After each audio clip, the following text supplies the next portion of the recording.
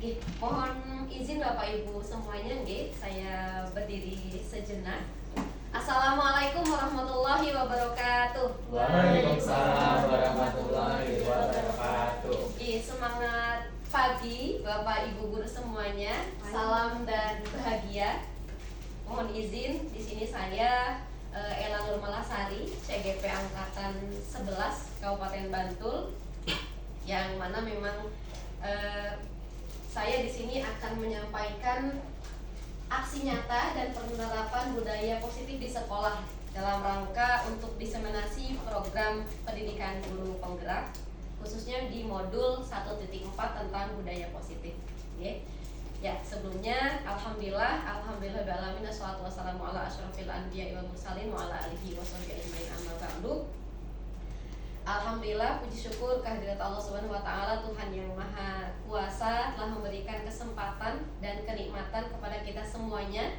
Nikmat sehat, nikmat sempat, nikmat waktu luang, sehingga kita semua dapat berkumpul di sini untuk bersama-sama belajar ya Bapak Ibu semuanya ya.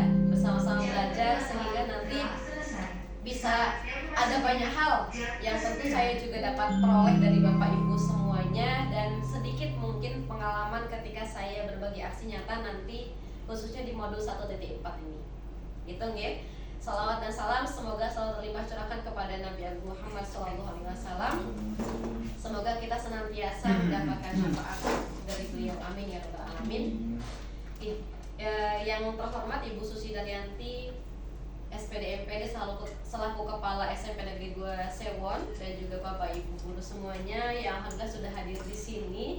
Mohon maaf mungkin tadi menunggu beberapa saat agar bisa berkumpul semuanya di sini sehingga kita bisa mengikuti kegiatan ini dengan penuh semangat tentunya nggih, ya. Penuh semangat, dan saya yakin Bapak Ibu guru sini sebenarnya sudah juga mempraktikkan aksi nyata tentang budaya positif. Sepertinya ada beberapa yang sudah belajar di PMM gitu. Tadi saya berbicara dengan beberapa orang, ada yang pernah belajar tentang disiplin positif juga. Jadi di sini kita sama-sama belajar saja. Bapak Ibu, saya izin menyampaikan bahwa nanti selama 1 jam ke depan kurang lebih gitu, kita akan bersama-sama belajar. Dan terlebih dahulu saya menyampaikan di sini ada keyakinan kelas kita, nggih. Yang pertama ini angkat tangan, maksudnya ya ketika nanti Bapak Ibu akan bertanya, nggih, bisa disepakati nggih ketika akan bertanya nanti angkat tangan. Lalu ini terkait waktu, memang harapannya kita bisa tepat waktu, nggih. Lalu ini ada gambar love dan juga ada gambar ini, nggih. Mesin pikiran. Ini harapannya Bapak Ibu hadir sepenuhnya di sini gitu untuk mengikuti kegiatan dari awal sampai akhir gitu. Ya, bisa kita sepakati Bapak Ibu semuanya? Bisa? Oke, kita sepakati nggih. Ya, Bapak Ibu di sini adakah yang sudah mengenal apa itu budaya positif? Oke, kalau belum, belum ya. Ya, Bapak Ibu, budaya positif di sini salah satu teori yang memang penting untuk kita pelajari bersama, ya. Bukan hanya mungkin saya di sini sebagai guru BK di sekolah, tapi juga Bapak Ibu selaku Bapak Ibu guru mapel atau wali kelas bahkan, ya. Ini nampaknya penting, ya, untuk kita bisa kembangkan, bisa kita terapkan di kelas. Ya, budaya positif atau ekosistem positif di sini. Kita ambil dari kutipan langsung dari Ki Hajar Dewantoro. Beliau menyampaikan bahwa kita ambil contoh perbandingannya dengan hidup tumbuh-tumbuhan seorang petani. Dalam hakikatnya sama kewajibannya dengan seorang pendidik. Jadi ibaratkan kita adalah seorang petani, ya, yang menanam padi misalnya, hanya dapat menuntun tumbuhnya padi. Terus menuntun tumbuhnya padi. Ia dapat memperbaiki kondisi tanah, memelihara tanaman padi, memberi pupuk dan air, membasmi ulat-ulat atau jamur-jamur yang mengganggu hidup tanaman padi dan lain sebagainya. Hanya menuntun saja, membantu. Selebihnya nanti akan ada kodrat alam dan kodrat zaman yang memang akan disesuaikan dengan untuk kodrat zaman, khususnya disesuaikan dengan perkembangan zaman kalau kita konteksnya di peserta didik gitu nggih. Sebagai gambaran awal ya Bapak Ibu. Ya, agenda sharing session hari ini ya berbagi di sini.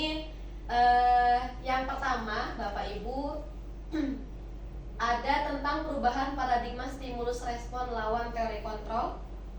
Yang kedua konsep disiplin dan 3 motivasi perilaku manusia. Oke. Yang ketiga keyakinan kelas, hukuman dan penghargaan. Yang keempat kebutuhan dasar manusia. Yang kelima posisi kontrol. Yang keenam segitiga restitusi. Oke. Sebelum masuk ke materi lebih dalam, oke, agar apa yang kita di sini pelajari bersama-sama, apa yang kita sharingkan di sini bersama-sama bermanfaat, boleh kita awali dulu sejenak untuk berdoa menurut agama dan kepercayaan masing-masing, ya. Berdoa dipersilakan. Ya, berdoa tidak dibatasi, Bapak Ibu. Oke, kita masuk ke sesi pertama tentang perubahan paradigma stimulus respon lawan teori kontrol. Ini kalau dilihat mungkin teorinya kok BK banget gitu ya tentang stimulus respon, tapi sebetulnya enggak juga sih Bapak Ibu ya. Ini ada sedikit pemantik video. Kisah seekor kakak tuli. Ya, silakan Cerita pada Anda. Pada suatu hari, ada segerombol kakak-kakak kecil yang menggelar lomba lari. Tujuannya adalah mencapai puncak sebuah menara yang sangat tinggi. Penonton berkumpul bersama mengelilingi menara untuk menyaksikan perlombaan dan memberi semangat kepada para peserta. Perlombaan dimulai. Secara jujur, tak satupun penonton benar-benar percaya bahwa kata-kata kecil akan bisa mencapai puncak menara. Terdengar suara, "Oh, jalannya terlalu sulit.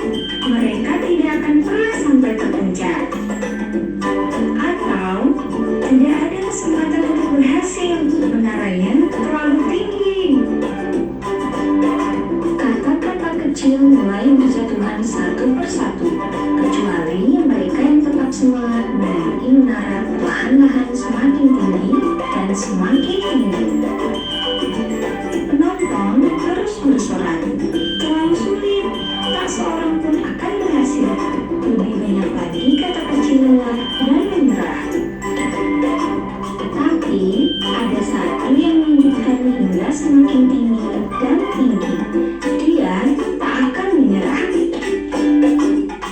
Akhirnya, yang lain telah menyerah untuk menaiki menara, kecuali satu kata kecil yang telah berusaha keras menjadi satu-satunya yang berhasil mencapai puncak. Semua kata kecil yang lain ingin tahu bagaimana kata ini bisa melakukannya. Seorang peserta bertanya, bagaimana cara katak yang berhasil menemukan kekuatan untuk mencapai tujuan. Ternyata katak yang menjadi pemenang itu tuli. Pesan dari cerita ini yaitu, jangan pernah mendengar orang lain yang mempunyai kecenderungan negatif ataupun pesimis, karena mereka mengambil sebagian besar mimpimu dan menjauhkannya darimu. Dan yang terpenting, berlakulah tuli jika orang berkata kepadamu bahwa kamu tidak bisa menggapai cita-citamu. Nah, gitu nggih. Pemantik sedikit itu kaitannya dengan stimulus respon dari lawan itu ya tadi ya. Jadi ternyata alasan terkuat kenapa kok kata kecil itu gitu ya yang dianggap tidak akan bisa mencapai menara ternyata dia sampai, sedangkan yang teman-teman lainnya itu berguguran gitu ya nggak nyampe, adalah karena dia tuli. Dia tidak mendengar kalimat-kalimat negatif dari penonton dan sekitarnya itu. Oke? Ada kalanya mungkin kita memang perlu menutup telinga sejenak ya, menghindari kata-kata yang negatif gitu. Nah ini sebenarnya sejalan dengan salah satu sampel juga nih, contoh ketika mungkin Bapak Ibu akan mempraktikkan di kelas nanti. namanya tantangan kepalan tangan. Gitu nggih. Anggap saja Bapak Ibu sedang menggenggam sebuah barang atau benda yang sangat berharga, misalnya saya punya kertas ini misalnya ya. Gitu ya, ada benda yang sangat berharga sekali, lalu letakkan di salah satu tangan saya gitu kan, saya pegang, dibuat kepalan, lalu nanti teman di sekitar itu akan mengganggu gitu ya, dengan kata-kata yang negatif, ayo lepas segala macam gitu kan, ayo kamu tidak bisa mempertahankan benda itu misalnya itu ya, terus sampai di akhirnya lama-lama dia akan dengan sendirinya ketika dia mendengarkan kalimat negatif itu pasti akan terbawa suasana gitu ya, dia akan terkena stimulus dari teman-temannya itu. Nah itulah seperti halnya kata kecil tadi gitu nggih Bapak Ibu ya. Ya, oke, pertanyaannya, bisakah kita mengontrol seseorang? Ya, bisa. Bisa. Oke, ada yang bilang bisa, ada yang bilang tidak ya. Ya, ini ada beberapa macam ilusi ya Bapak Ibu ya. Ilusi guru mengontrol murid. Mohon maaf. Ada ilusi bahwa kritik dan membuat orang merasa bersalah dapat menguatkan karakter. Ada beberapa macam ilusi di sini yang mungkin pernah dilakukan oleh kita, termasuk saya sendiri ya. Lalu ilusi bahwa semua penguatan positif, efektif dan bermanfaat. Ilusi bahwa orang dewasa memiliki hak untuk memaksa. Yang paling bawah mungkin paling enggak, karena kita sebagai guru kadang agak memaksa murid gitu ya. Oke, kenapa bahasanya kok ilusi ya di situ ya? Jadi dalam teori kontrol menurut William Glasser ini, dari beberapa ilusi ini Bapak Ibu hanya bersifat sesaat saja gitu ya, tidak bisa sepenuhnya untuk mengontrol gitu kan. Bagaimana ketika memang siswa tersebut punya pendirian yang kuat, punya dia tekad yang kuat, niat yang kuat gitu kan, dia akan bisa mempertahankan diri itu. Dia akan fokus pada tujuannya gitu ya. Itu contoh ilusi tadi. Nah, contohnya di sini ada stimulus respon dan teori kontrol. Kita mencoba mengubah orang agar berpandangan sama dengan kita menurut teori stimulus responnya. Lalu teori kontrolnya di sini adalah kita berusaha memahami pandangan orang lain tentang dunia gitu ya. Jadi sudut pandangnya berbeda gitu nggih. Itu sekilas tentang perubahan paradigma stimulus respon yang sebenarnya akan lebih relate dilaksanakan ketika tadi langsung praktik ya tadi ya, kayak gitu. Bahwa ternyata kita bisa mempertahankan kok gitu kan daya juang kita gitu kan, prinsip yang kita punya gitu ya. Oke, selanjutnya masuk ke menu yang kedua Bapak Ibu, tentang konsep disiplin dan 3 motivasi perilaku manusia. Bapak Ibu di sini kayaknya ada beberapa yang gabung tim tatib juga di sekolah ya. Sudah paham tentang apa itu konsep disiplin? Oke, ada yang mungkin mau menyampaikan pendapat apa itu disiplin? Oke, boleh silakan Pak Latif. Menurut pribadi ya? Ya. Disiplin itu adalah menempatkan sesuatu pada tempatnya. Menempatkan sesuatu pada tempatnya. Oke, boleh tepuk tangan buat. Kalau kemarin ketika ketika diskusi tentang visi dan prakasa perubahan itu ada tepuk salut Bapak Ibu, saya memperkenalkan tepuk salut. Mungkin Pak Ivan masih kenal gitu tepuk salut. Pak Ivan masih kenal tepuk salut? Coba. Oke, kita ulangi bersama-sama ya. Ketika ada yang bisa menjawab, gimana Pak Ivan tadi? Tepuk salut. Salut.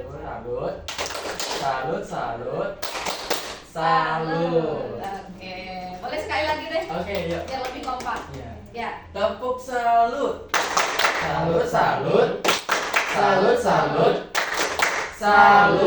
Ya. Luar biasa. Terima kasih Pak Ivan masih mengingat ya, berarti ya. Tepuk salutnya oleh-oleh kemarin. Ya. Oke, ini kalau dilihat dari bahasa Latin atau makna-makna ini mungkin terasa berat ya Bapak Ibu ya. Oke, tapi di sini ada makna disiplin ya, dalam artian kita kaitkan disiplin dengan merdeka. Mungkin ya kadang orang berpikiran ketika kita sudah merdeka, kita bebas melakukan segala macam hal tanpa ingat bahwa merdeka itu adalah sebuah tanggung jawab ya. Jadi menurut Ki Hajar Dewantara, merdeka itu artinya tidak hanya terlepas dari perintah, akan tetapi juga cakap buat memerintah diri sendiri. Artinya dia bisa memanage diri sendiri, menempatkan sesuatu pada tempatnya tadi kalau kata Pak Latif ya. Oke, disiplin gitu nggih. Lalu kalau kaitannya dengan disiplin itu erat kaitannya dengan motivasi. Ya, ketika seseorang punya disiplin yang tinggi, motivasi intrinsiknya atau motivasi dalam dirinya juga cenderung tinggi biasanya, gitu. Oke, ya, motivasi di sini menurut Diana Gosen, ya ini salah satu tokoh psikologi juga. Ada motivasi eksternal, ya di sini. Tujuannya misalnya di sini untuk menghindari ketidaknyamanan atau hukuman. Apa yang akan terjadi apabila saya tidak melakukannya gitu kan. Jadi dia ada imbalan tertentu yang memang dia harapkan dari luar ya. Lalu untuk mendapatkan imbalan dari orang lain atau institusi misalnya, itu juga sama ya, apa yang akan terjadi atau apa yang saya dapatkan ketika saya melakukannya. Lalu untuk menghargai diri sendiri, nah ini menjadi insan yang sesuai dengan harapan kita. Saya akan menjadi orang yang seperti apa bila saya melakukannya. Jadi tidak ada kaitannya dengan orang lain. Guys, beda tingkatannya gitu ya. Oke, kita masuk ke budaya positif secara umum. Mulai dari Bapak Ibu sudah menerapkan peraturan kelas. Sudah ya, ada yang wali kelas juga di sini kayaknya banyak ini wali kelas. Iya, ada banyak wali kelas. Oke, peraturan kelas. Apa bedanya nanti peraturan kelas, keyakinan kelas, lalu lingkungan positif dan budaya yang positif? Ya, mulai dari lingkup yang kecil, mungkin peraturan kelas itu tadi ya. Lalu naik ke keyakinan kelas. Beda nih antara peraturan dengan keyakinan, nanti akan kita temukan setelah ini. Lalu lingkungan yang positif, ya lingkungan sekolah yang positif. Oke, di sini sudah banyak ya hal-hal yang sifatnya positif. Contohnya apa ya Bapak Ibu yang sudah positif di sekolah kita? Sholat zuhur. Sholat zuhur berjamaah. Nah ya, baik siswa putri maupun siswa putra ya, laki-laki itu namanya Pak Fahri ya. Pak Fahri semangat sekali ketika mengingatkan anak-anak untuk sholat berjamaah. Oke, ketika itu sudah menjadi kebiasaan, menjadi habit, itulah jadi budaya yang positif gitu ya. Itu butuh waktu proses tentu Bapak Ibu ya. Oke, kita masuk ke sini. Tidak terasa ya, sudah masuk ke keyakinan kelas, hukuman dan penghargaan di sini ya. Penghargaan ya mungkin Bapak Ibu juga pernah ya ngasih reward kepada anak-anak gitu kan. Apa sih nanti seberapa efektif sih reward atau hadiah kepada anak-anak dibandingkan dengan nanti mungkin ada istilah lain yang bisa lebih efektif gitu ya. Oke, keyakinan kelas, hukuman dan penghargaan. Oke, mengapa tidak peraturan kelas saja? Mengapa harus keyakinan kelas? Oke ya, pertanyaan yang pertama. Oke, misalnya di sini saya ada beberapa pertanyaan Bapak Ibu. Oke. Ada nggak sih yang pernah kepikiran mungkin ketika Bapak Ibu pertama kali menggunakan helm ketika berkendara ya, ketika baru masuk masa-masa remaja waktu itu, misalnya, kenapa sih kok cuma ke depan doang harus pakai helm gitu kan nggak ada lampu merah misal kayak gitu kan, pernah ya?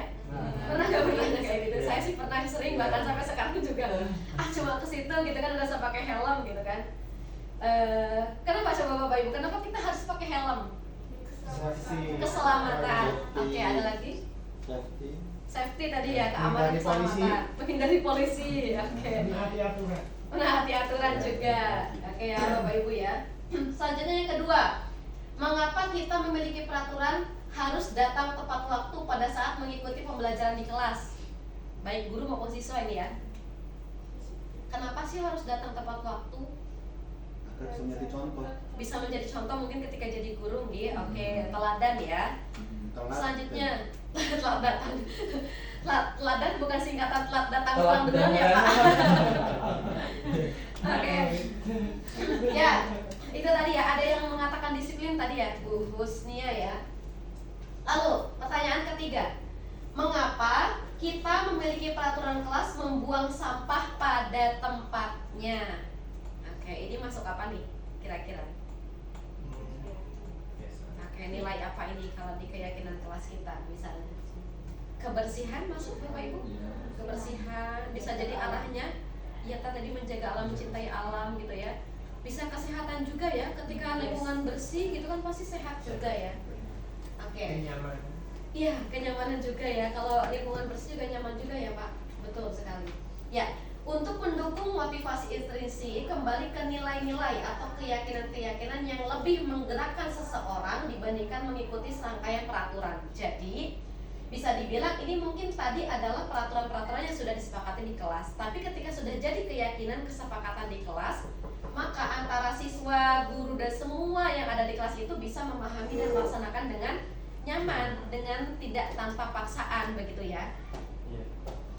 Oke, selanjutnya ada beberapa pemantik nih Bapak Ibu. Nanti kita bedakan antara itu ada ini maksud nilainya apa gitu ya. Nilai yang terkandung di dalam peraturan ini apa keyakinan kelasnya. Oke. Yang pertama, oke. Selalu kembalikan buku pada tempatnya. Saya punya post-it sih ini Bapak Ibu. Nanti Bapak Ibu boleh deh kalau mau nulis dulu oret-oretan di sini ya. Diurutkan mungkin 1, 2, 3, 4, 5, 6, 7 ya. Boleh di isi nanti sesuai pilihan sesuai Bapak Ibu. Kayak tadi misalnya menggunakan helm berarti apa keyakinannya? Keselamatan bisa tadi ya. Sekarang yang selanjutnya ini ada pulpen. Kalau misal boleh Bapak Ibu dicatat dulu. Nanti kita akan jawab bersama-sama. Apakah jawaban Bapak Ibu sama atau berbeda? Oke. Ya, yang pertama dulu ya Bapak Ibu ya. Selalu kembalikan buku pada tempatnya. Kira-kira apa ya keyakinan kelasnya ya? Oke, nanti kita buka bersama-sama di akhir ya, bareng ya. Lalu, yang pertama sudah Bapak Ibu? Belum ya? Oke. Selalu kembalikan buku pada tempatnya. Oke, kira-kira keyakinan kelasnya itu apa ya? Oke, kita ingat lagi tadi. Ketika pakai helm, keyakinan kelasnya adalah tentang keselamatan, nilai kebajikannya ya. Kalau misalnya ini selalu kembalikan buku pada tempatnya berarti apa ya? Apa ya? Oke. Kalau sudah disimpan dulu, jangan dikasih lihat samping kanan kirinya. Ya. Lalu yang kedua, dilarang mengganggu orang lain. Apa ini ya? Nilainya tentang apa ya? Boleh satu posit untuk satu jawaban boleh, atau diurutkan ke bawah juga boleh.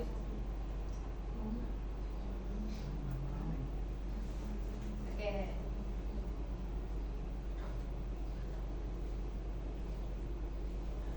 Yang ketiga sambil jalan ya Bapak Ibu ya. Hadir di sekolah 15 menit sebelum pembelajaran dimulai. Hadir di sekolah 15 menit sebelum pembelajaran dimulai. Tentang apa kira-kira itu? Dan keyakinan kelas atau nilai kebajikan yang ingin ditujunya itu.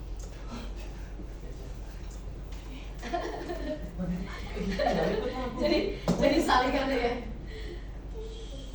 Oke, tadi yang ketiga sudah nggih? Yang keempat, dilarang melakukan kekerasan. Dilarang melakukan kekerasan. Yang keempat.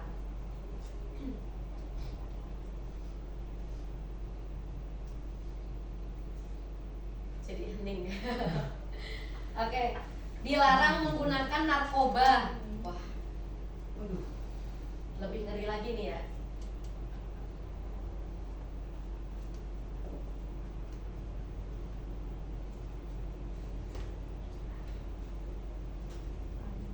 Dilarang menggunakan narkoba.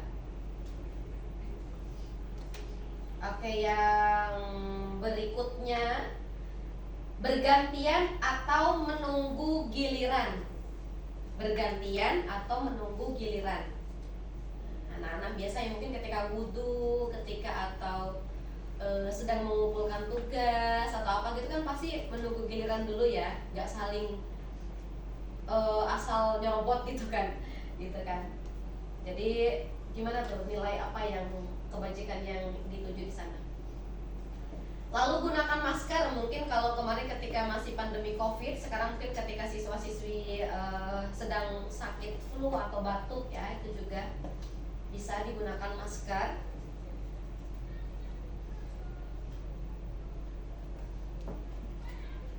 Dan yang terakhir di sini, jangan berlari di kelas atau koridor. Ya, kita punya selasar itu di depan kelas kan punya koridor masing-masing ya. Kadang anak-anak bergerombol di situ ya, menghalangi jalan. Nah itu kan berarti ketika tidak berlari atau memenuhi koridor itu nilainya apa kira-kira di situ? Oke, nanti kita koleksi bersama. Ya, tara. Oke, yang pertama, selalu kembalikan buku pada tempatnya. Ada yang menjawab tanggung jawab? Aku. Ya, luar biasa ya. Sudah ada beberapa orang yang menjawab. Kalau kerapian salah nggak Bu Ila? Salah. Oh salah. Bisa masuk nggak ya Bapak Ibu ya kira-kira ya? Bisa sebenarnya. Bisa ya? Kan mengembalikan ke tempatnya kan. Jadi kalau misalnya nih habis selesai padahal raknya di sana, tapi dan misalnya banyak yang tidak mengembalikan pada tempatnya tuh bukunya malah kemana? Jadi- Rapi. Betul ya? Jangan salah. Jadi memang ternyata ada dalam satu peraturan bisa jadi memiliki lebih dari satu nilai bisa jadi ya Bapak Ibu ya. Tapi karena di sini mungkin kata kunci yang disediakan adalah tanggung jawab. Jadi erat kaitannya dengan tanggung jawab siswa gitu ya. Oke, yang kedua, dilarang mengganggu orang lain. Ada yang masuk ke kata-kata menghormati di situ? Aku. Ya, oke. Iya. Oke ya. Tidak mengganggu gitu ya, saling menghormati. Atau ada yang menjawab lain Bapak Ibu nilai keyakinannya? Menjaga kenyamanan dan ketenangan. Kenyamanan, Kenyamanan, ketenangan gitu ya. Itu semua masuk. Masuk juga ya sebetulnya ya. Oke ya. Sip. Saya sebenarnya sepakat sih dengan Bapak Ibu ya. Jadi memang nilai-nilai itu kan sebetulnya karena kita juga asal itu nilai-nilainya kebajikan gitu ya, nilai-nilai kebaikan yang universal yang memang kita anggap itu sebagai nilai yang baik, yang positif, bisa-bisa saja. Tapi nanti Bapak Ibu bisa membuat kesepakatan di kelas bersama siswa, menyepakati ini maksudnya nilai apa ya, gitu ya. Oke. Hadir di sekolah 15 menit sebelum pembelajaran dimulai. Nah ini kan juga ada banyak ya, termasuk disiplin sebetulnya juga masuk ya. Ini menghormati orang lain juga betul ya, karena orang lain kan bisa jadi udah hadir lebih awal, mungkin menunggu kita misalnya. Lalu komitmen pada tujuan bisa masuk, bisa disiplin juga di sini masuk ya. Selanjutnya dilarang melakukan kekerasan. Nah, keselamatan juga bisa menghormati orang lain gitu kan, menjaga keamanan. Oke ya, namanya diri kita itu kan perlu dijaga, dihormati ya. Setiap orang terlahir dengan nilai-nilai tertentu yang jangan sampai kita merusak gitu nilai yang dimiliki oleh orang lain gitu kan. Lalu dilarang menggunakan narkoba, kesehatan. Jelas gini kalau ini kan sudah sangat jelas sekali. Kewaspadaan, waspadalah ya Pak Sofyan. Oke. Bergantian atau menunggu giliran. Bisa sabar, bisa saling menghormati juga. Bisa disiplin juga, tertib ya. Oke. Kalau bahasa Arabnya tertib ya. Pak Bari, Pak Latif. Gunakan masker. Kesehatan. Kalau keselamatan apa ya maksudnya ya di sini ya? Menjaga Iya, diri. menjaga diri. Oke, andai misalnya orang lain yang sakit, kita biar terjaga, biar selamat gitu ya. Oke. Jangan berlari di kelas atau koridor. Keselamatan masuk ya, kalau tiba-tiba kepleset gitu kan, atau nabrak temennya, atau nabrak bapak ibu guru misalnya kan, anak-anak kalau lari kadang tidak Tidak kontrol. Iya. Lalu keamanan ya, sama. Ini salah satu sampel saja, mungkin Bapak Ibu juga sudah membuat keyakinan kelas. Tapi saya lihat di sini kata-katanya kok kalimat-kalimatnya positif semua ya, tidak ada kata dilarang, tidak ada kata jangan, gitu kan? Tadi masih ada ya? Masih ada ya tadi ya? Gitu kan, masih ada ya? Dilarang, masih ada kata jangan. Kira-kira penting nggak sih Bapak Ibu ketika kita membuat keyakinan kelas itu dengan menggunakan kata-kata yang positif? Penting ya. Misal nih Bapak Ibu menyampaikan dilarang merokok, yang diingat oleh siswa malah kalimat akhirnya merokok. Iya kan akhirnya ya, karena dilarangnya itu di depan tuh negatif ya. Oke, makanya diubah berarti apa? Merokok tidak boleh. Rokok Kami membunuhmu. murid tidak merokok. Sama saja ya Ibu ya. Oke, karena memang merokoknya itu udah negatif ya. Iya. Oke, paling tidak tidak ada kata-kata jangan, Iya. tidak ada kata dilarang, gitu, oke?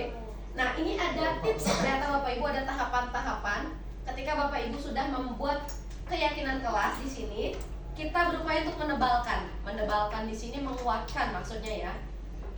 Bapak Ibu sudah berdiskusi, memunculkan apa saja yang harus ditaati dan ada di dalam kelas. Sudah ya di awal kemarin ya. Oke, sudah membuat yang pertama, tahapannya sudah mengubah peraturan menjadi kalimat positif. Nah, ini sudah belum Bapak Ibu di kelas? Sudah. Masih ada Kalau kata-kata saya yang kata sejujurnya jangan, masih. dilarang, masih ya Pak Ibu, Saya masih masih. ada. Fiksi. Iya, tapi sometimes tuh kayak ya gabung lah. Oke, masih ada ya gitu Iya. kan. Ternyata selain kata jangan, dilarang apalagi ya biasanya yang sering muncul? Tidak sih. Tidak atau kalau pakai bahasa Inggris don't gitu. Don't. Kalau enggak, nah.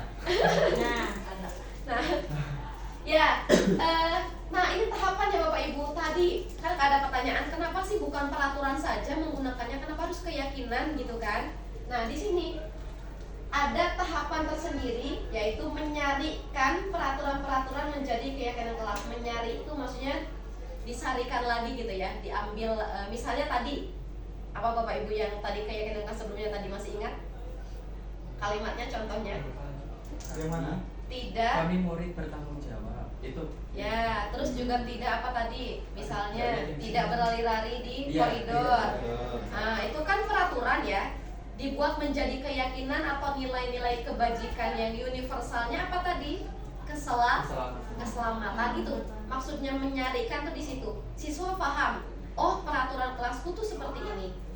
Tapi kita buat menjadi keyakinan kelas seperti ini, gitu kan, kita pahami bersama. Lalu diambillah itu ada kalimat-kalimat positif tadi ya, keyakinan kelas itu nanti akan menjadi kebajikan yang universal gitu ya, nilai-nilai kebajikan yang universal ketika siswa paham, oh ketika aku misalnya tidak membuang sampah sembarangan atau ketika aku membuang sampah pada tempatnya, diubah jadi positif ya.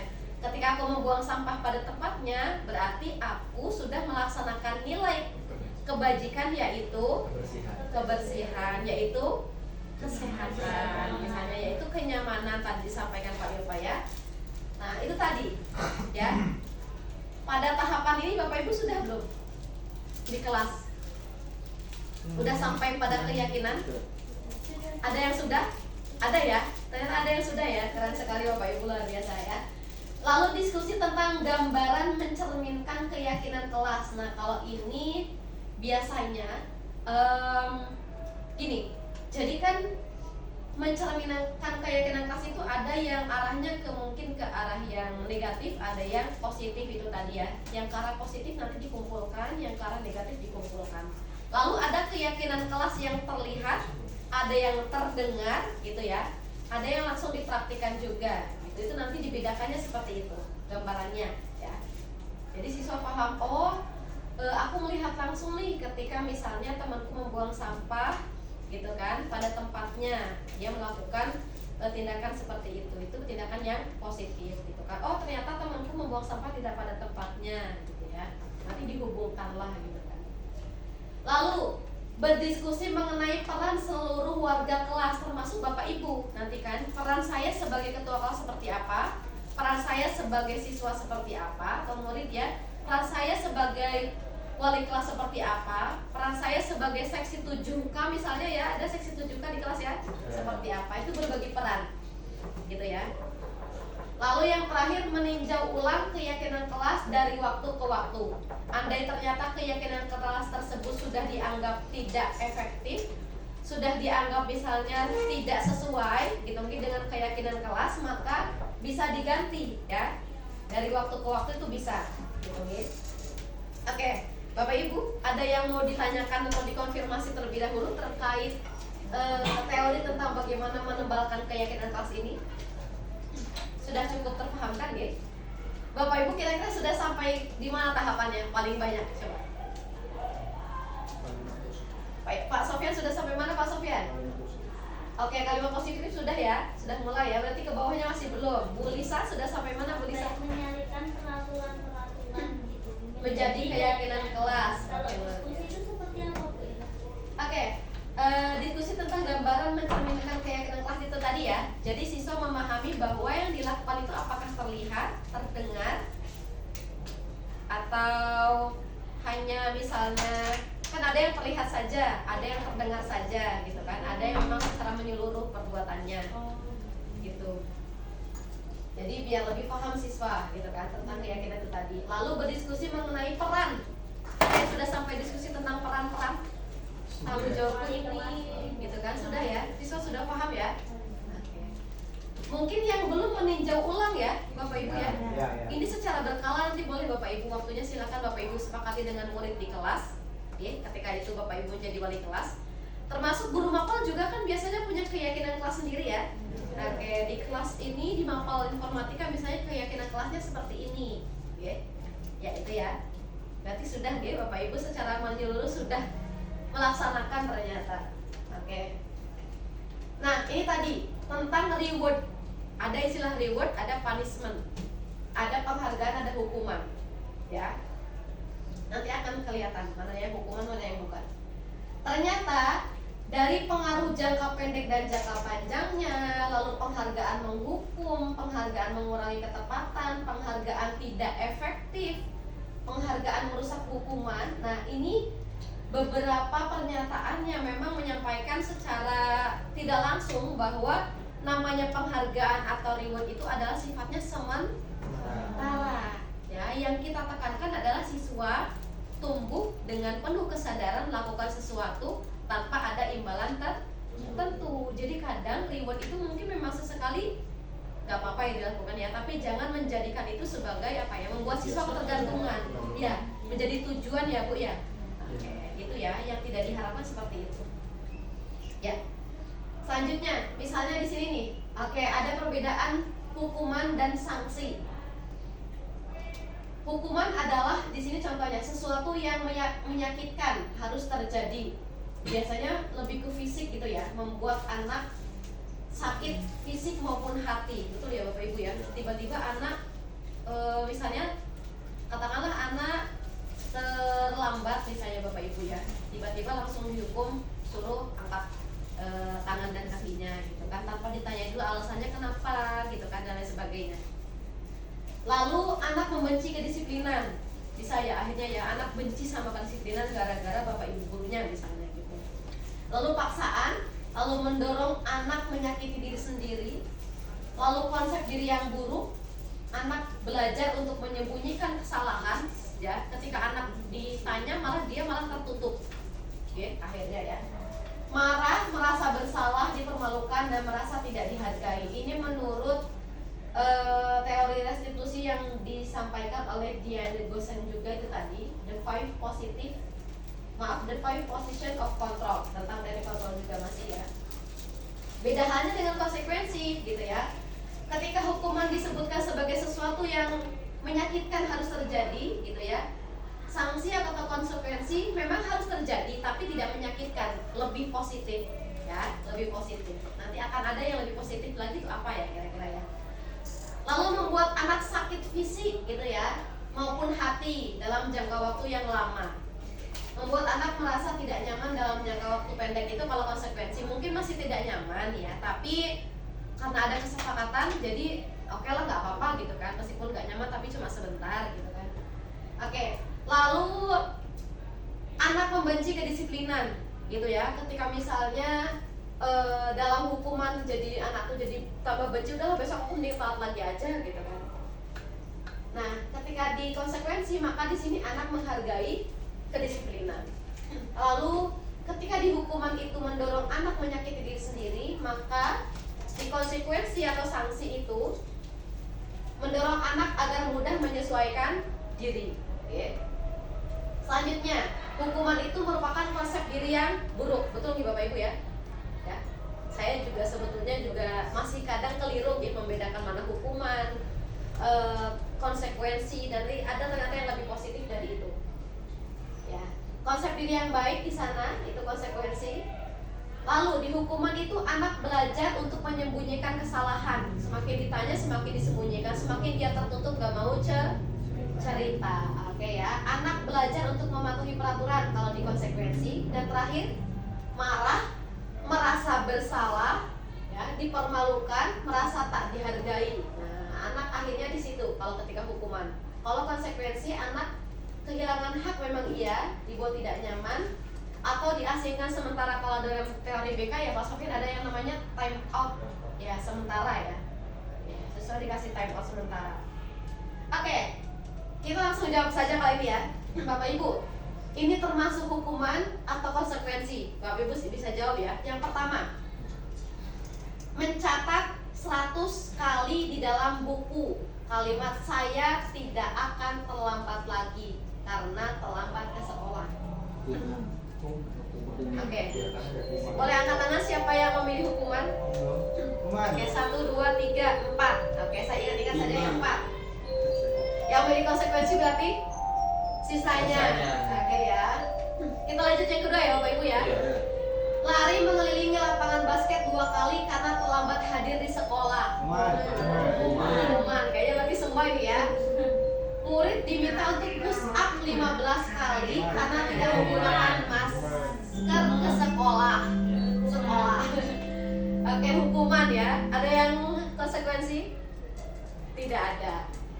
Yang keempat, menggantikan kertas tugas teman yang telah dicoret-coret. Kompak sekali Bapak Ibu. Ada yang hukuman? Mau izin ke kamar mandi. Oh boleh, silakan. Silakan Pak Latif. Lalu meminta murid tidak mengenakan sepatu seharian di sekolah karena tidak mengenakan sepatu hitam. Konsekuensi. Oke, coba kita lihat nanti ya. Terakhir, lari mengelilingi lapangan basket 2 kali karena terlambat 10 menit untuk pelajaran PJOK. Konsekuensi. Ayo. Oke, 1, 2, 3. Ya, masih ingat kan tadi jawabannya Bapak Ibu? Iya. Alhamdulillah. Oke, betul berapa berarti ya Bapak Ibu? Salah satu nih. Salah satu Pak Irfan. Oke, Pak Fahri salah berapa Pak Fahri? Salah 1. Bu Destia betul berapa? Betul semua kayak Bu Destia. Jangan GP. Masa ya GP? Oke, Bu Irni berapa? 2. Oke, ada yang betul semua Bapak Ibu? Jimmy yang mana betul semua. Oke, tepuk tangan ya Bapak Ibu. Ya. Oke. Dalam Bu. Yang mana Bu? Boleh langsung tanya? Boleh, silakan. Untuk yang poin kedua, lari Kedua. mengelilingi lapangan basket 2 kali karena terlambat hadir di sekolah, itu hukuman ya. Iya. Ya. Yang paling bawah, lari mengelilingi basket 2 kali karena terlambat 10 menit untuk pelajaran PJOK, itu sanksi. Padahal di situ sama-sama lari mengelilingi. Apa Oke. bisa beda? Oh iya, oke. Dari Bu Desti ada pertanyaan Bapak Ibu. Kan poin kedua sama yang terakhir itu kan sama-sama lari mengelilingi lapangan. Gitu ya, karena terlambat. Tapi yang terakhir adalah ada kata kunci di sana untuk pelajaran PJOK. Itu ya, di PJOK bisa jadi gitu ya, sudah ada keyakinan kelasnya bahwa ketika terlambat kan ada hukuman fisik karena untuk mata pelajaran PJOK. Gitu, Bu Desi, apakah mungkin bisa masuk ya? Bisa lebih dipahami ya untuk itu ya. Oke. Ya, oke. Ya, terima kasih atas pertanyaannya Bu Desti ya. Selanjutnya, kita sudah masuk ke kebutuhan dasar manusia Bapak Ibu. Kebutuhan dasar manusia itu oke ya. Di sini ada contoh kasus. Pak Latifnya lagi nggak ada tapi ya lagi izin ke kamar mandi. Wali kelas di 7D di SMP Negeri 2 Sewon sedang bingung katanya ya karena menghadapi ulah salah satu murid di kelasnya namanya Yusuf. Beberapa anak di kelas 7D telah datang padanya dan mengeluhkan bahwa Yusuf sering meminta makan bekal siang dengan penuh paksaan di situ ya. Oke. Jika Bapak Ibu menghadapi situasi seperti Pak Latif nih, gitu ya, apa yang akan dilakukan ya? Apakah Bapak Ibu akan memarahi Yusuf? Tidak. Oke, apa yang akan dilakukan Bapak Ibu?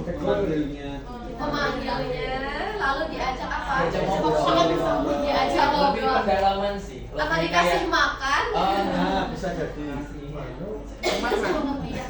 Oke ya. pendekatan. Ya. Oke, yang kedua saya mau tanya Bapak Ibu. Menurut Bapak Ibu kira-kira apa alasan Yusuf melakukan itu? Lapar. Tidak punya uang bisa. Oke, bisa jadi nggak punya uang ya Bapak nih. Memenuhi kebutuhan. Biologis. Iya. Oke, berarti ada salah satu kebutuhannya tadi ya, Bu Desi, betul ya. Ada salah satu kebutuhannya yang ternyata belum terpenuhi. Oke, kita tahu di sini Bapak Ibu ada 5 kebutuhan dasar manusia menurut Dr. William Glasser dalam choice theory. Yang pertama ada belonging, yang kedua power, yang ketiga freedom, yang kelima fun, yang ini ada terakhir ada survival ya. Ya. Tadi kebutuhan untuk bertahan hidup. Nah, ini kaitannya dengan fisiologis ya, secara fisik gitu kan. Lalu yang kedua, gitu kan. Ini tadi bertahan hidup tentang survival ya, Pak Iman ya? Oke. Yang kedua, cinta dan kasih sayang. Belonging, love and belonging. Kita butuh dicintai Bapak Ibu. Butuh disayangi. Butuh ya, Pak Sofyan butuh, Pak Sofyan. Butuh. Ya, semoga Kata Mas disayangi. Sofyan. Akhir bulan ini. Amin ya. Oke. Penguasaan di sini maksudnya adalah kebutuhan untuk diakui atas kemampuannya ya. Kadang anak ada ya yang cari perhatian di kelas ya. Banyak ya Bapak Ibu ya. Ternyata dia kurang dihargai, betul sekali Bu Lisa ya. Bisa jadi di rumah, bisa jadi di sekolah. Bisa jadi juga karena keluarganya broken home. Oke, karena background latar belakang keluarga bisa jadi gitu kondisinya itu ya. Kebebasan tadi ya, freedom. Kebutuhan akan pilihan. Setiap manusia berhak untuk menentukan pilihan ya. Betul ya. Lalu kesenangan. Kebutuhan untuk merasa senang gitu ya menurut teori William Glasser dalam choice theory. Oke. Nah, di sini Bapak Ibu, nanti ketika Bapak Ibu akan menghadapi siswa yang memiliki kebutuhan dasarnya mungkin belum terpenuhi, akan ada beberapa posisi kontrol Bapak Ibu di sini ya. 5 posisi ini ya, Bapak Ibu. Yang pertama bisa sebagai penghukum. Oke ya, sebagai guru ya. Yang kedua bisa sebagai pembuat rasa bersalah. Yang ketiga bisa sebagai teman. Yang keempat bisa sebagai pemantau. Yang kelima bisa sebagai manajer. Oke, Bapak Ibu, adakah yang pernah memperlakukan siswa sebagai penghukum? Ada Bapak Ibu? Oke, ada mungkin untuk saat ini, nanti tidak akan lagi ya Bapak Ibu ya. Lalu pembuat rasa bersalah, gitu ya. Ada pembuat rasa bersalah, kamu nggak kasihan kok sama Iya. ibu, gitu kan? Pernah nggak kayak gitu? Iya, pasti ada. Kamu nggak kasihan kok sama ibu, gitu kan misalnya. Atau teman, ayolah demi ibu kamu Iya, mau nggak masih ngelakuin ada. ini, gitu kan? Ada ya, masih ya. Kalau pemantau itu udah lebih tinggi lagi. Jadi katakanlah udah lebih memandirikan siswa, ya. Lalu ada lagi sebagai manajer. Nanti kalimat-kalimatnya beda Bapak Ibu, ya. Diharapkan kita semua sebagai guru itu mampu sebagai manajer, bukan hanya kepala sekolah saja, gitu. Tapi kita peran manajer itu maksudnya memanage ya. Memanage bukan berarti mengatur-ngatur banget, enggak. Tapi lebih ke nanti akan ada kalimat-kalimat tertentu ya Bapak Ibu, gitu. Oke, mungkin terlalu kecil gitu sini kalimatnya. Saya coba bacakan di sini. Contoh saja, gitu. Contoh di sini. Guru berkata ketika menjadi penghukum, ya. Kalau kamu tidak melakukannya, awas ya, rasakan. Nah, gitu kata gurunya kayak gitu. Itu sebagai penghukum ya. Ketika guru sebagai pembuat rasa bersalah, misalnya, kamu seharusnya tahu, ibu lelah sekali mengatakannya, ibu stres, gitu ya. Jadi kan merasa, oh ya aku bikin ibu stres ya, gitu kan. Oke, jadi siswa merasakan rasa salah gitu. Lalu kalau sebagai teman ada kata-kata ayolah lakukan demi ibu gitu kan, ayolah gitu kan, masa kamu nggak mau sih gitu. Sebagai teman, kalimat teman banget ya, Iya. gitu kan. Lalu sebagai pemantau, Bapak Ibu bisa mulai menanyakan kira-kira apa ya peraturan kelas kita, menanyakan gitu ya, memantau kan siswa udah paham atau belum nih. Nah, oke, kalau sebagai manajer kalimatnya lebih berbeda lagi. Nah, sebenarnya apa ya keyakinan kelas yang sudah kita yakini itu? Jadi bukan kata-kata peraturan lagi, tapi sudah keyakinan kelas. Apa yang bisa kamu kerjakan untuk memperbaiki masalah ini? Dari kesalahan yang sudah kamu lakukan, apa ya yang bisa kita perbaiki? Gitu ya. Itu beda ya kalimat-kalimatnya nih Bapak Ibu ya, antara beberapa posisi tadi ya, ada 5 posisi. Oke. Mari kita selanjutnya nanti bergerak gitu ya, dari peraturan, pemantau ya, peraturan menjadi nilai-nilai, lalu pemantau menjadi manajer, konsekuensi atau hadiah menjadi nanti memperbaiki. Misalnya di sini ya, ada kalimat-kalimatnya di sini. Kalau kamu tidak bla bla bla, saya akan bla bla bla. Berganti dengan kalimatnya di sini, apa yang kamu yakini? Bagaimana memperbaiki masalah ini?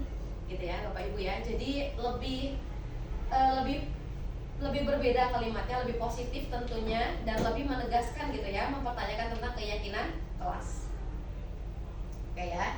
Dari apa yang kita sampaikan, mungkin dari nada bicara kita gitu kan, nada suara kita itu untuk mencapai 100% di sini ada kata-kata, ada nada suara, ada juga bahasa nonverbal ya. Ternyata memiliki presentase gitu ya. Yang paling besar ternyata bahasa tubuh ya.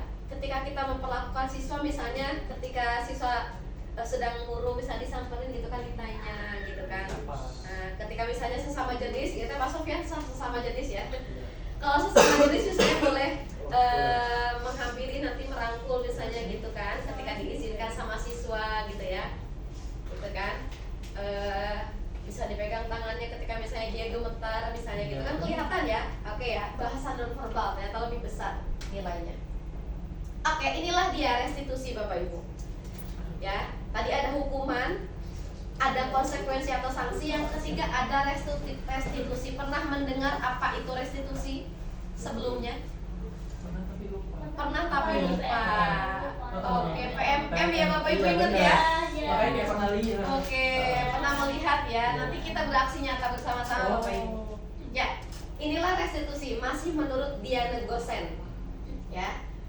Restitusi adalah proses menciptakan kondisi bagi murid untuk memperbaiki kesalahan mereka, ya, sehingga mereka bisa kembali pada kelompok mereka dengan karakter yang lebih kuat. Ya, ketika mereka kembali kepada kelompok mereka, bisa menjadi lebih kuat. Ketika dia pernah melakukan sebuah kesalahan, dia akan memperbaiki kesalahan dan kembali dengan kondisi yang sudah lebih kuat. Bukan berarti merasa terbuli, bukan berarti merasa jadi orang yang paling bersalah gitu ya, bukan ya. Oke.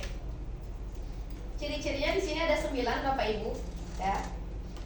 Restitusi ini bukan untuk menebus kesalahan, tapi belajar dari kesalahan. Memperbaiki hubungan, tawaran bukan paksaan, ingat ya, bukan paksaan. Ketika tadi hukuman itu sifatnya memaksa, restitusi adalah tawaran. Kita akan berdialog dengan siswa, ya. Lalu restitusi menuntun untuk melihat ke dalam diri. Ya, tadi ada motivasi, ya, ada keyakinan diri, ada disiplin, itu mengarahnya ke dalam diri sendiri, bukan kepada orang lain. Lalu mencari kebutuhan dasar. Kita sudah tahu ya tadi kebutuhan dasar kita ya. Ternyata ketika kita paham bahwa anak itu ada kebutuhan dasar yang belum terpenuhi, kita tidak akan tiba-tiba langsung emosi pada anak tersebut. Oh, ternyata anak itu kenapa kok tiba-tiba cari perhatian, karena apa ya, gitu ya, dia mencari apa sebenarnya, gitu kan. Lalu fokus pada karakter bukan tindakan, bukan dari apa yang dilakukan, tapi karakter dari pribadi tersebut. Fokus pada solusi bukan pada masalah. Dan terakhir, mengembalikan murid yang berbuat salah pada kelompoknya. Jadi ketika dia sudah berbuat salah, sudah memperbaiki, maka dia diizinkan untuk kembali lagi kepada kelompoknya, tidak diasingkan selama-lamanya gitu ya. Ya, inilah tahapan dari segitiga restitusi. Bapak Ibu ya. Oke. Di sini ada memvalidasi tindakan yang salah, ada menanyakan keyakinan dan menstabilkan identitas. Nanti kita akan langsung masuk ke contoh kalimatnya saja di sini. Yang pertama, menstabilkan identitas, ya, untuk membuat anak yang merasa gagal karena berbuat salah menjadi positif terhadap dirinya. Udah tahu anak itu berbuat salah gitu ya, malah kita salah-salahin gitu kan. Kamu sih gitu kan, gara-gara kamu sih gitu kan. Ternyata ada kalimat yang lebih positif Bapak Ibu. Ya. Oke, contohnya di sini. Berbuat salah itu hal yang manusiawi. Betul nggih? Benar. Ya. Tidak ada manusia yang sempurna. Bapak, Ibu guru pun pernah berbuat salah. Enak gak ya kalau siswa dengar kalimat itu? Iya. Enak ya? Nyaman ya, rasanya ke hati ya. Oke. Atau yang selanjutnya misalnya kita pasti bisa menyelesaikan masalah ini. Ini lebih kalimat motivasi. Ya, tapi yang paling sering digunakan di sini untuk menstabilkan identitas adalah bahwa setiap manusia itu pernah berbuat salah, punya potensi berbuat salah, punya potensi untuk memperbaiki kesalahan. Intinya untuk menstabilkan identitas adalah di sini. Oke, Bapak Ibu ya. Yang lebih pokoknya di sini. Yang kedua, validasi tindakan yang salah. Ketika guru berkata misalnya kamu bisa saja melakukan hal yang lebih buruk tapi kamu tidak melakukannya kan? Gitu. Atau kamu pasti punya alasan kan untuk melakukan itu, kenapa kok kamu melakukan itu gitu kan? Atau misalnya apa sih yang paling penting bagi kamu gitu kan? Jadi membantu siswa mengenali basic need. Nah, ini arahnya ke kebutuhan gitu ya. Kita gali informasi kenapa siswa melakukan itu, kebutuhan apa yang sebenarnya belum terpenuhi di sini.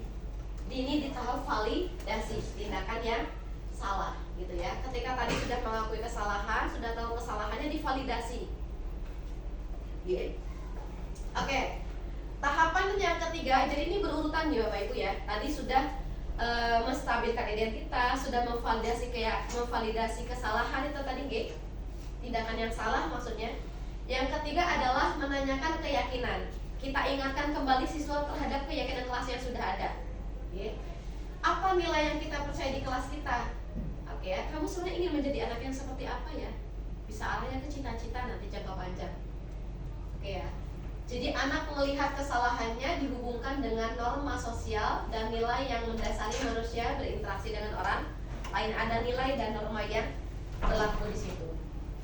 Oke, nanti ketika Bapak Ibu sudah selesai melakukan segitiga restitusi tadi, boleh Bapak Ibu melakukan intervensi 30 detik ya. Ada beberapa mungkin penguat ya. Penguatan yang akan disampaikan oleh siswa untuk meyakinkan anak-anak sehingga bisa oh iya gitu ya, aku sadar nih gitu ya. Ya, itu tadi Bapak Ibu untuk materi yang sudah saya sampaikan, dan nanti untuk di sesi terakhir sekilas saya akan tampilkan untuk aksi nyata sedikit saja. Ini mungkin penerapan budaya positif yang sebetulnya saya yakin Bapak Ibu juga sudah sama-sama menerapkannya ya. Hanya mungkin karena kita kan juga di sekolah ada banyak sekali budaya positif ya, tapi bisa jadi itu baru tahapan lingkungan positif saja, belum budaya, karena belum semuanya yang meyakini dan melakukannya. Betul nggak? Betul. Apa saja itu tadi? Coba kita lihat ya Bapak Ibu.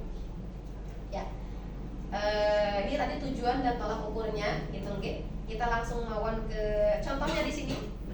Pembiasaan 5S di pagi hari. Ya, Bapak Ibu ya. 5S apa saja Bapak Ibu? Sopan, santun. Iya, luar biasa ya. Salam di pagi hari ya. 5S di pagi hari terutama ya. Bapak Ibu membayangkan ketika Bapak Ibu misalnya masih siswa gitu ya, diantar oleh orang tua atau diantar oleh siapapun dari rumah, atau berangkat sendiri misalnya nyepeda atau jalan kaki. Ketika Bapak Ibu sampai gerbang sekolah dengan rasa lelah gitu ya, disambut oleh Bapak Ibu guru ya, sudah memasang wajah yang sangat aura yang sangat positif, menyambut kita dengan hangat, mengulurkan tangannya untuk kita bisa salim gitu ya, ditanyakan kabarnya seperti apa. Senang gak rasanya? Senang ya, tambah semangat gak berangkat sekolah gitu. Itu budaya positif sekolah kita Bapak Ibu ya. Ada 3 titik gerbang di sekolah kita. Ada gerbang utama di depan, ada di tengah, gitu ya, dekat masjid, ada gerbang belakang. Itu titik-titik yang semua siswa ketika berangkat sekolah itu hadir, gitu ya. Ada yang diantar orang tua, ada yang naik sepeda sendiri, ada yang jalan kaki, ada yang mungkin diantar Gojek dan lain sebagainya. Dengan berbagai macam raut wajah, ketika kita sambut dengan penuh kehangatan, insya Allah akan menjadi tambah semangat siswa itu tadi. Ini pertama. Bapak Ibu saya yakin sudah menerapkannya. Lalu meningkatkan pembiasaan 7K. Keamanan, kebersihan, ketertiban, kekeluargaan, keteladanan, keterbukaan. Ya, di sini sekilas saja mungkin gambar-gambar ya. Ada yang naik ke atas itu ternyata gambarnya. Ya, ada ketertiban, kebersihan, kekeluargaan, keteladanan gitu, keterbukaan. Ini mungkin ketika sesi konseling ya. Ini wajahnya saya tutup untuk sesi konselingnya karena menjaga asas kerahasiaan siswa. Keyakinan kelas, ya Bapak Ibu ya. Tadi sudah menyampaikan, sudah menerapkan juga. Di sini saya juga belajar. Ternyata saya juga belum menerapkan untuk kemarin itu ya, ketika membuat keyakinan kelas awalnya saya juga belum mengubah kalimat yang negatif menjadi yang positif. Setelah saya tahu, akhirnya saya mengganti. Misalnya tidak ngomong sendiri, gitu kan, diganti menjadi apa? Gitu ya. Misalnya ya fokus belajar, misalnya gitu kan, tidak ngomong sendiri ya, atau tidak boleh meledek teman misalnya gitu kan. Nah itu diganti menjadi apa? Saling menghargai misalnya, gitu kan ya. Ada kalimat positif. Lalu dibuat kesepakatan komitmen bersama. Oke, ada umpan balik juga di sini dari salah satu siswa. Saya berharap dari Mbak Heila di sini ya, di name tag-nya di situ ya. Saya berharap teman-teman bisa melaksanakan keyakinan kelas yang sudah disepakati bersama-sama. Oke. Nah ini mungkin tambahan saja karena memang kontennya saya tentang bimbingan dan konseling ya, ada teori motivasi juga yang disampaikan di kelas. Ini sekilas ketika kemarin juga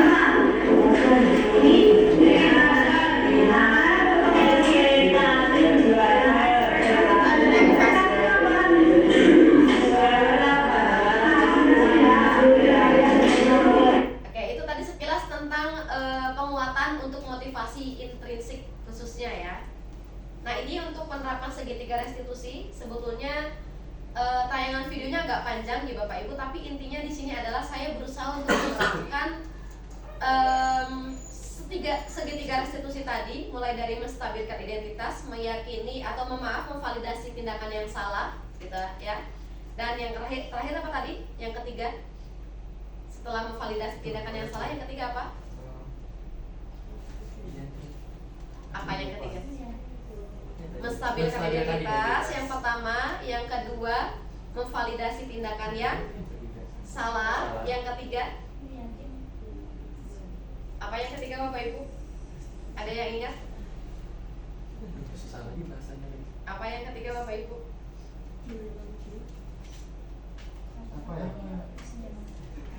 Apa yang ketiga Bapak Ibu? Oke. Menanyakan keyakinan. Menanyakan Iya keyakinan. Pak ya, lupa ya saya juga.